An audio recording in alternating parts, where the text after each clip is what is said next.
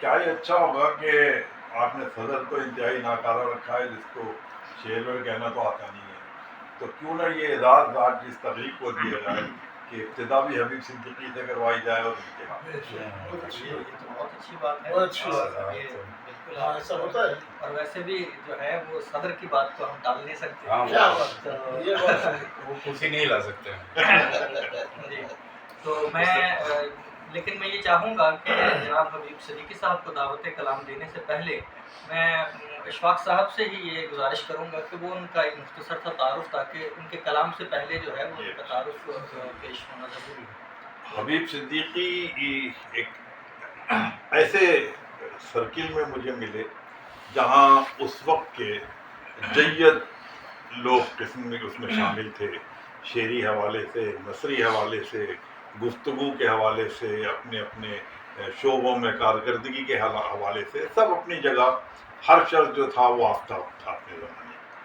तो उसमें हबीब सिद्दीकी ने जब नज़्म का चुनाव किया और अपने इजहार के लिए उन्होंने नज़्म को मुंतखब किया, तो नज़्म चूँकि अरबी ज़बान का एक लफ्ज़ है जिसके माना है एक धागे में मोतियों को पिरोने के, ये है नज़्म की असल में साहब।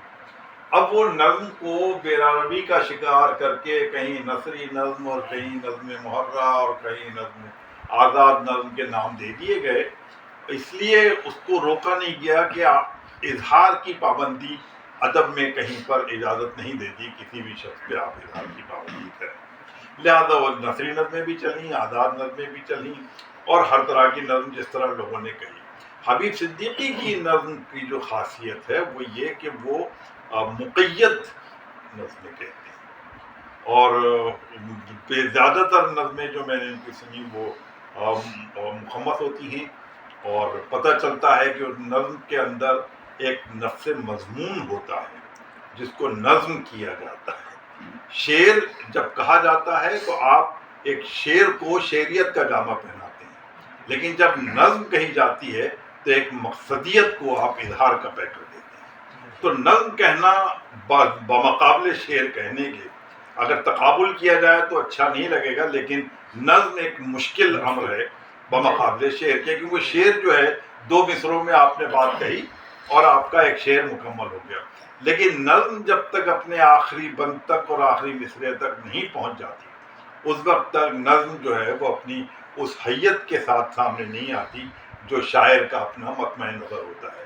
हबीब सिद्दीकी साहब ने हालात हाज़रा को मद्देनज़र रखते हुए अपनी बहुत सारी नज़में कही हैं जो अब शायद हालात माजी हो चुके हैं, लेकिन उस वक्त वो सब हालात हाज़रा ही थे, और उनको जो एक बर्निंग टॉपिक कहलाते हैं, जो एक उन्वान जिसको कहा जाए कि बड़े तुंद व तेज़ उन्वानात होते हैं, उस पर उन्होंने हबीब सिद्दीकी साहब ने अपने नज़में लिखी हैं। ख़ास तौर पर एक नज़्म वो थी कि एक बहुत बड़ी लॉबी थी जो थी पढ़े लिखे लोगों की, वो जोश के अदबी रैंक में ऊपर नीचे करने के लिए तैयार रहती थी।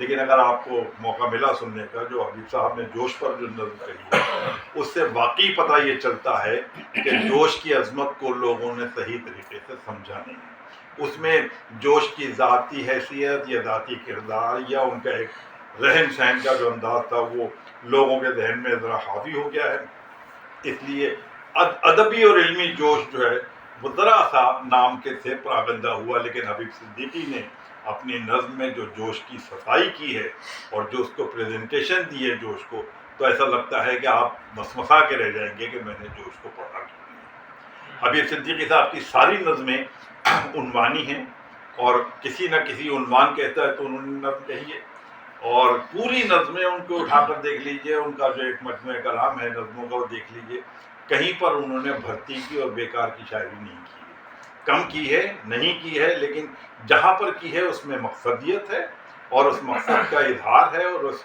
मकसदियत में एक बलागत मौजूद है। हबीब साहब की नज़मों में लफ्ज़ों के इस्तेमाल का जो बर्ताव है वो हबीब साहब का अपना एक खासा है, और वही उनकी नज़्म का एक ख़ास रंग है। आप मेरी बातों को उस वक्त मंजूम हैसियत में देखेंगे जब हबीब साहब अपनी नज़में पेश करेंगे। ये भी सर बहुत शुक्रिया।